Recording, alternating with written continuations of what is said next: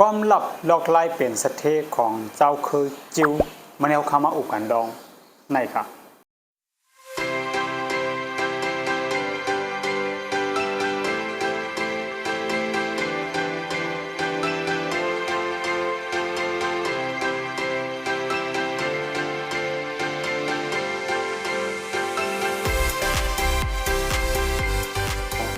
ในครับ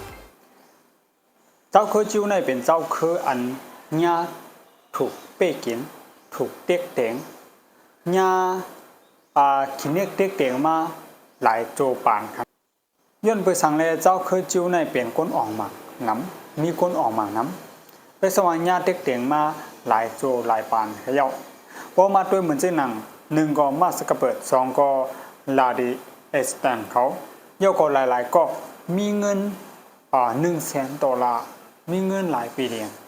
เป็นมีเดียมเจ้าไหนเนี่ยย้อนไปสั่งอะไรเขาออกมาเนี่ยเขามีลอกไล่และความลับอีสังมันในเขาขมาโดยจำกัดครับความลับใหม่ที่หนึ่งอันเจ้าค่อยจู้เขาสั่งสอนกันมาปานต่อปานนะครับเขาว่าตั้งคู่ในลำลองเสียเงินนะครับเป็นสว่าเขาขามีเงินเสียได้ก็สั่งว่ามีตั้งคู่ตอนดาวตีจัดการเงินไหนจังเงินในก็จังคุณมุ้นขึ้นใหญ่เลยจังนำขึ้นมาหรือจะนำก็เลยเสียมันจังนำขึ้นมาเลยเขามีเงินตันคือนำตันคือเขาเอาเงินก็ตีไฮไลท์กว่าในโจแพบตามันเป็นไงสังเกตเขาขำมีตั้งคู่เกี่ยวกับรองเงินย้อนไรพวกเขากว่าตีนักเฮือนเจ้าคือจู้เขาในเขาได้มีปรับเกี่ยวกับรองตั้งคู่ในตั้งหนักตั้งไหลนักเฮือนเขาใช่ไหมครับย้อนแลเจ้าคือจู้ในเขาเป็นก้นตีอันไว้ลองปิ่งหยาในลำลองลองตั้งหูดังหันในลำลองเหเงินใช่ไหมครับความลับหมายที่สองอันเจ้าคือจิ้วเขาสั่งสอนกันมาปาน10 ปานในเขามีป้ายวนดีเกี่ยวกับหลองเงินนะครับเงินในเขาหมอเจ้าจ่ายเขาหมอตั้งวางอองตีมันให้ถูกแม่นครับเขามีเหมือนเจ้าหนังว่าฮาเมียวตอนดาเตเก็บเงินครับฮาอองตีนั่นว่าฮาลอกไล่แต่ได้เก็บเงิน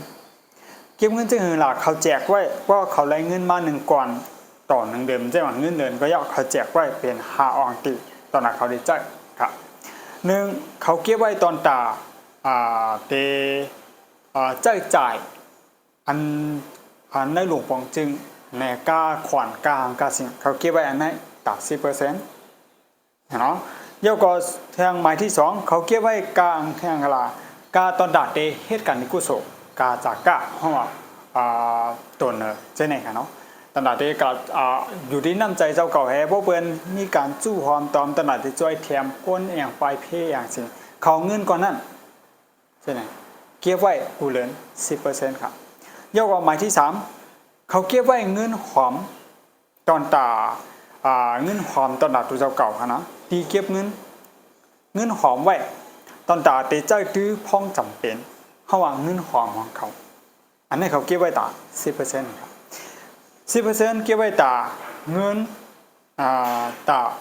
เก็บกาขวัญอย่างทั้ง10%เป็นกากู้โสตาสักกาไปทั้ง10%เขาเก็บไว้ตอนตาตีหอมแต่เก็บเงินหอมเลยสีนั่นเขาค่ะแทง20%ค่ะเขาเก็บไว้ตอนตาได้ลงตึงล่างเฮ็ดให้การเงินเขามั่งคั่งในวันมื้อน่ะแทง10 ปี20 ปีเขามีเยอะอ่านไว้ตั้งแต่เขาเป็นก้นก็เล็กๆนั่นแหละก้นผู้ใหญ่ในเจ้าเคยจู้เนี่ยเขาผูกพังเขาสั่งสอนลูกล่างเขาไว้เช่นนั้นกำเดียวครับตอนดักเขาโปรโมทจัดการเงินขนาดโยก็หมายที่5แต่50%ในเขาแหม่งไว้ตอนดักเป็นเงินจำเป็นหรือจ่ายในเหลือนนั่นนะในเขายามอันเขากินใจอยู่นะการนำกาไฟกากินกานอนกาสิ่งกาเข้าตั้งกาเหตุการณ์จึงใน50%เขามาใจครับนั่นแหละเงินเขา1% นั่นเขาแหม่งไว้อันใดอันนั้นเฮ็ดจังได๋ครับนั่นแหละข้อที่2นี่เจ้าคือจริงว่าเจ้าคือจิ้วเนี่ยเขามีป้ายวนดีถูกแม่นตัดจัดการเงินของเขาอ่ะพี่น้องเขาครับจ่องนี่ครับจัดการจังได๋ครับความลับลอกลายสัตเทของเจ้าคือจิ้วหมายที่3นี่มีใจซื้อโยต่อลูกค้านะครับคนซื้อกินซื้อใจคนใจบริการที่เขาค่ะเขาขายการไปมักมีเอียงเขา เจ้าคือจูเขาเนี่ยเขายืนยันว่าเขาเฮ็ดเอียงก็ยาสังเจ้าเขามีใจซื้อโยต่อก้นเตียนเขาเฮ็ดการไปมักมีโหมนั่นจึงการของเขาเนี่ยตื้นเตมันคงกว่าหึงยาวข้าวไก่ครับย้อนนั้นแหละเจ้าคือจูเนี่ยเขาจ่องสร้างมุกจุ้มนั่นห้องว่าต่วงวงอันเนียนนะห้องว่าเนียงสารเครือข่ายอันเนียนนะเกี่ยวกับรองการเหตุการณ์ก้องสารกันเลขเขายุ่มยำกันเขามีความลาตีมเฮ็ดจอมเสษาเขามีความลาดีเฮ็ดลาเดียวเฮ็ดจอมเตะๆย้อนนั้นแหละเจ้าคือจูเนี่ยเขาจ่องมีลองเนียงสารในมุกจุ้มตีจวยเทียมกันใช่ไหมครับเขามาด้วยครับเขาวนจริงขนาดไหนสังจัวเขาคายเหตุการณ์ไปมักมีเนี่ยเขากับเปลี่ยนเหรียญเปิ้นไล่เงินเปิ้นจังมันไล่ปอกเหลวไว้ครับไว้หลังมาเขาได้เฮ็ดแล้ว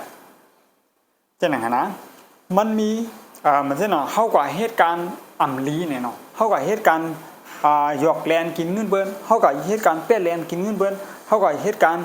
ให้ได้เปิ้นลู่ซุ่มเนี่ยจังเปิ้นเด็กกล้องเฮาปอกอ่อนดักซึกปอกนึงไว้ไว้หลังนั้นเปิ้นกล้องเฮาอ่ะหมายถึงว่าการไปมักมีของเฮาอ่ะไล่ก็ไล่ปอกเดียวไว้หลังมาแล้วอ่ะความลับล็อกไลน์สเตของเจ้าโคจิวหมายที่4ครับก้นเจ้าโคจิวเขาในเขาผูกพังให้อ่อนกันลงตึงล่างตั้งแต่ก้นเล็กก้นแหลงครับเขาลงตึงล่างจึงขลาดเขาโมการลงตึงล่างโดยเจ้าเงินโดยเลียดเซลครับถ้าจะเอาค่ายำเฮียนหู้ลอกไล่การบริหารการเงินลอกไล่การลงตึงล่างเนี่ยจึงตอนดาวเขาเดเฮ็ดเงินเขาในป้องงอกขึ้นมาตอนดาวเฮ็ดเงินเขาพออยู่ไรนะเมื่อกว่าข้าวยางนั้นมันขยับละย้อนหลังเจ้าคือจู้เนี่ยเขาสอนกันตั้งแต่ก็เลยค่ะมันจะหนังเขาหู้ไว้ว่าเงินในมันนำมาห้างไว้มันสังจัวเขากำผูกเงินนะครับสังจัวเขาคากลุ่มเหตุการณ์ตอนตาเตบไรเงินเนี่ยจังเขามีวันหู้ว่าเตเฮ็ดที่หรือใจเงินใครมันเหตุการณ์ปั่นเขาใช่ไหมครับนั่นแหละเจ้าคือจิ้วในแต้นต่างเขาเตเหตุการณ์ตอนตาเตไรเงินอ่ะเขาใจเงินเหตุการณ์แต้นเขาใช่ไหมครับนั่นแหละความลับแท้อันหนึ่งของเจ้าคือจิ้วเนี่ยเขาเป็นก้นเจ้าคืออัญญาเปิ้นเป้กินอัญญาเปิ้นวาเซอัญญาเปิ้นหิมวันเบิงอัญญาเปิ้นมาตั้งแต่ปานเลยครับก้วยหนามีข้อความเจ้าคือจิ้วอยู่ก่อนนึงมันลาดว่าวันเบิงได้เปิ้นหิมเฮากว่าเลยก้วยหนาออกป้ายว่นปิ่งหยาของเฮาไหนเปิ้นหิมกว่างได้เขาลาดไล่จังนั้นย้อนหลังเจ้าคือจิ้วเนี่ยเขาไว้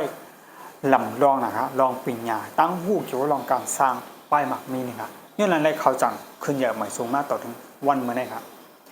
เขาโกการตกซุ่มครับเจ้าคือจิ้วเนี่ยเนาะเพราะว่าเขาเฮ็ดกว่า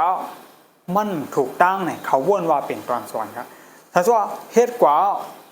การไปมักมีเขาล่มกว่าโจเก็บจูกัมเนี่ยเขาได้